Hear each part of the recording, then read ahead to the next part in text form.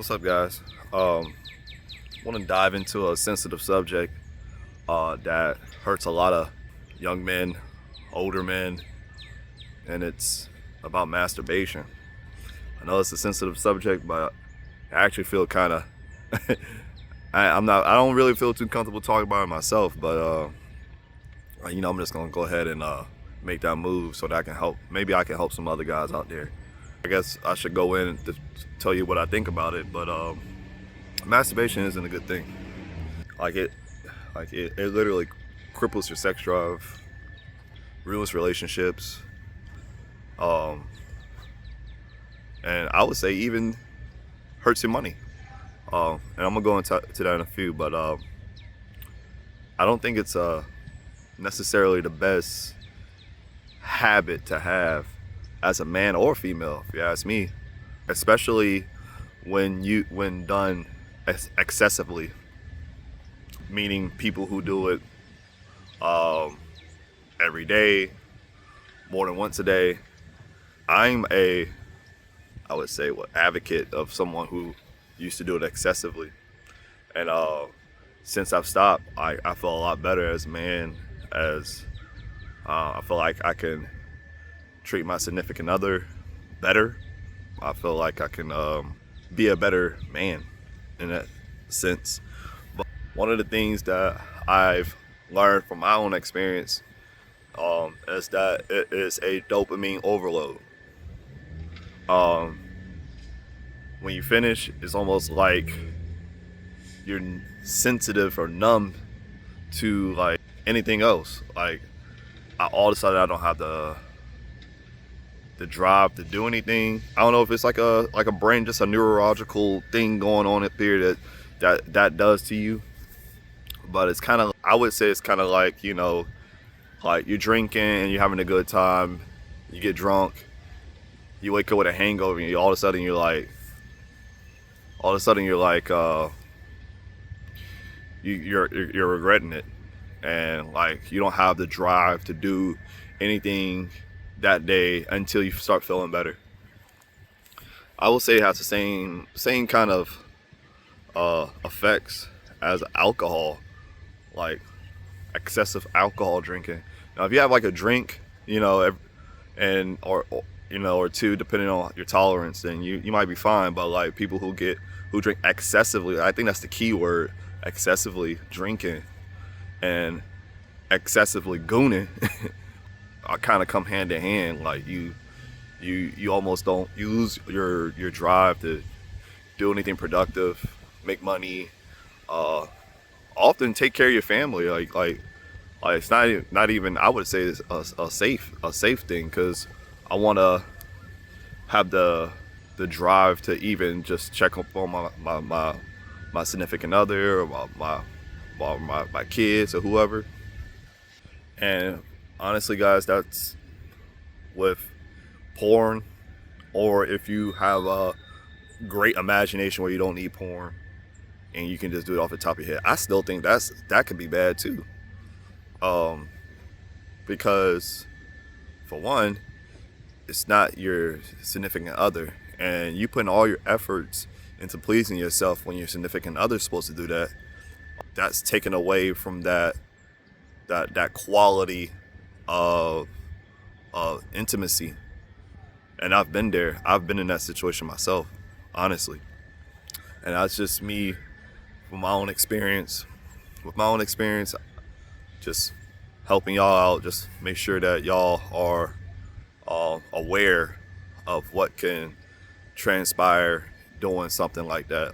I noticed, like, the porn I was watching was like, after a while, it wouldn't be enough. I have to like change it up a bit, like with different ethnicities and all kinds of stuff. I don't know, it's kind of scary stuff to get into, man. Like, you don't really want to go down this rabbit hole of like pleasing yourself and like messing with your brain and stuff. OnlyFans and all these porn sites and all that stuff, man. It's not a good thing for us, man. I guess I'm speaking for the like women too, but I'm speaking more for the men in this video. And the earlier you figure this out, and you could control it, the better. In my opinion, it can be fixed. I've gone watching porn for a year now. Um, um, I've had it ruin past relationships as well.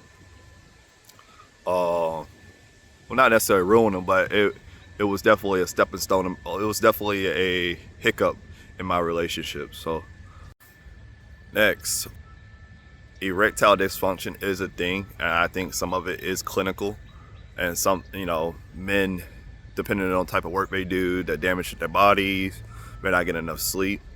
I know those are all key parts of erectile dysfunction. Poor eating habits as well, but one thing they don't talk about is overstimulation. I feel that, or I know that overstimulation is, you're desensitizing yourself to what sex actually feels like.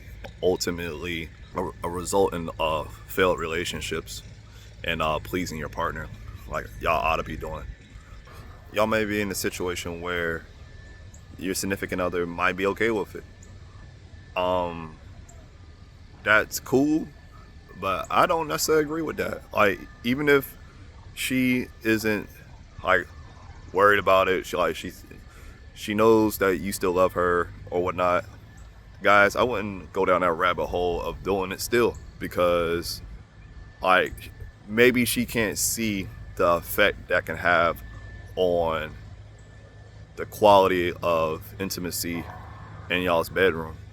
And that's an important thing when it comes to men. You want to make sure you're satisfying your woman, man. You don't want your woman to eyes to wander because you're not pleasing her enough. Some of us may use it as an escape from real problems, like financial problems, a loss, like a loss of a loved one. It's important to practice good habits, such as going to the gym, lifting weights, doing cardio, going for walks. A lot of y'all got pets and y'all don't even walk y'all dog, bro. It's a lot of physical activity that can help. Reading, business planning, or just have, like, honestly, one thing I do is I just have conversations with my significant other. Like, I just say, hey, like, let's talk about this topic here, and we have a topic for an hour. And so instead of gooning, I'm having this conversation about something that we need to have a conversation about. I mean, it don't gotta be an important conversation. It don't have to be like a serious conversation. But, like, just finding like little positive habits you can do. Call a friend, call a family member. Well, a lot of us haven't talked to a lot of family members in a long time. Educating yourself on YouTube, or watching videos like this to see how to fix other things. Sometimes you gotta, like, fix your car, or fix something in the house, or fix your way of doing things that you do as a parent. Whatever it is, we can do that. There's so many things that we can do, man. Like, take the place of poor habits, like drinking and masturbating, kids calling it gooning, and drugs too. Like, I've never really did drugs before, but stuff for weed. But, like, these are good ways to have self-control over any kind of poor habits. So I think one experience I've had in the past, and it's like in the back of my head, like it never leaves, right? I remember this experience very easily. And there's a time when I woke up in the morning and I was running late, and once I got myself together, I still have like a few more minutes to make it work on time, right? But I was like, no, let me squeeze in this gooning real quick.